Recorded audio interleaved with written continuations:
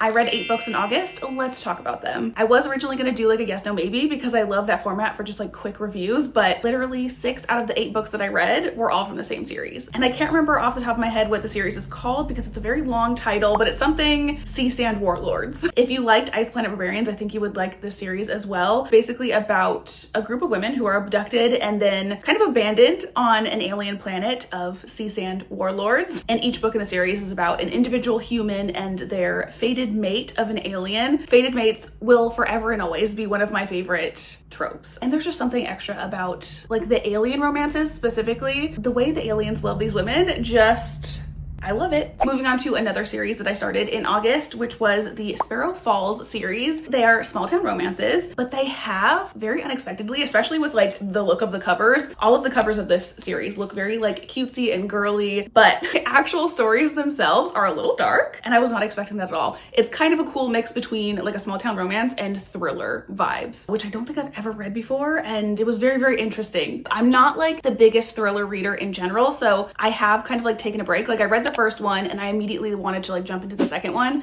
but after kind of reading 2 of them back to back, I needed a little bit of a break. But that being said, I am definitely ready, I think, to like move on to the 3rd book. And then last but certainly not least for our August reads, I did read Project Hail Mary by Andy Weir. I liked this book so much more than I thought I was going to. It's basically about a man who wakes up and is very disoriented. He doesn't know where he is. He doesn't know who he is, all the while being in space alone in a spaceship.